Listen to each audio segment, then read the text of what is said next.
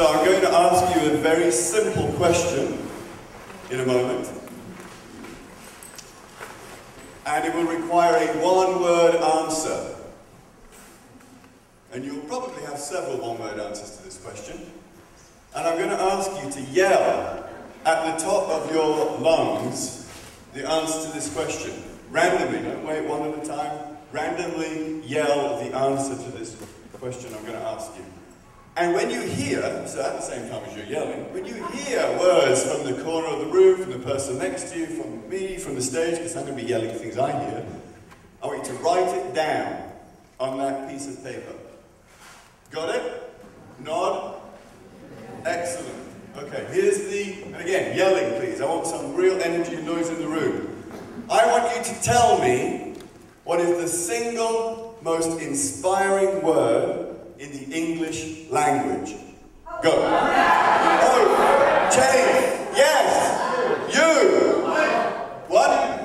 Life. Come on, shout it. Transformation. Now, write it down. Oh, so. Oh, big one. Write it down. Write it down. What?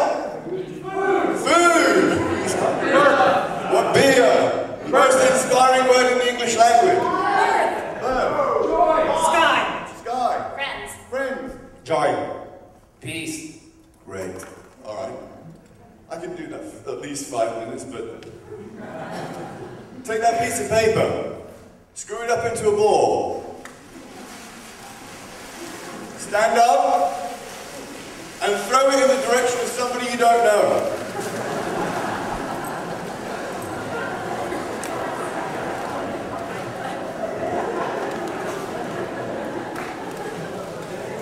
Now pick one up.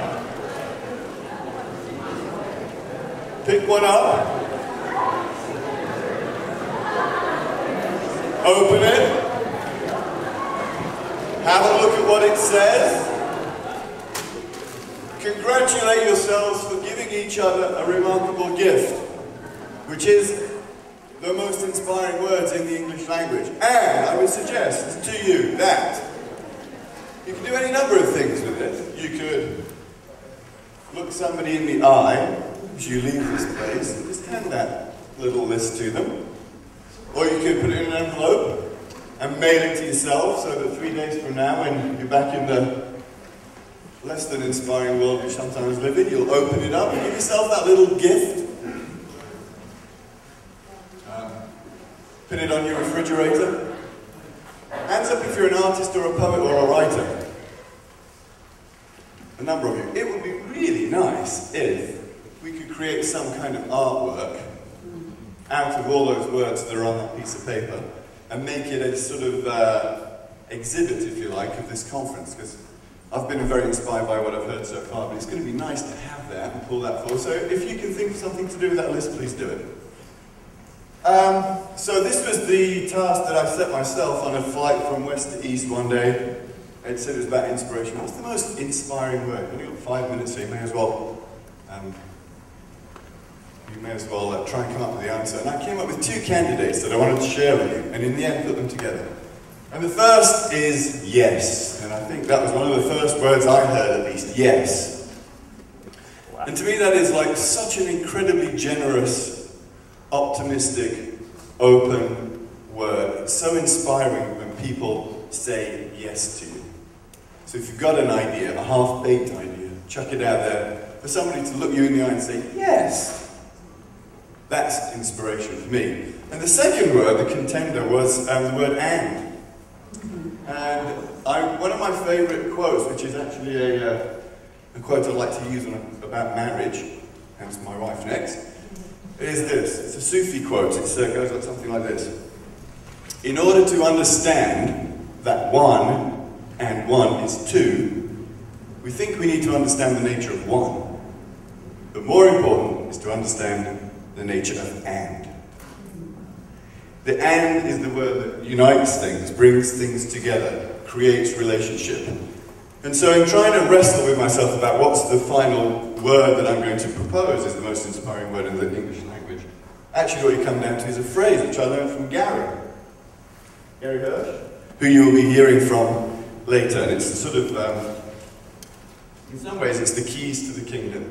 The phrase, yes, and, is probably the most inspiring thing that I come across in my work. So, a lot of my work is facilitation, working with clients in large groups, and the single most important, powerful rule that we will share with a group of people in order to create, to solve problems, is to use that idea, yes and. So you're sitting in a group trying to solve any number of the problems, brand problems or social problems. Just try to, in a very draconian way, impose that rule on the group. You can say something, and the only way you're allowed to respond is yes and. And I suspect that everybody in this room has used that before, has come across that before.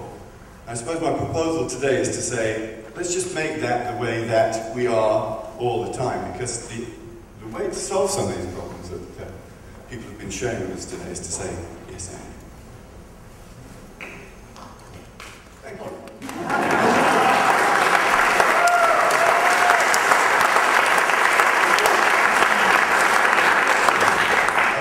Have we got 1 minute left? 1 minute left. I think a lot of people have referenced Obama, which is wonderful, because let's face it, the guy's a massive rock star, and when you see him go to Cairo and make a speech in an Islamic university and recognize what those people are about and honor what it is that they stand for, he's saying yes. And he's then saying, the next breath, and. And it drives me crazy, and, which is what I want from you is, what I'm going to add to what it is that you bring to the world.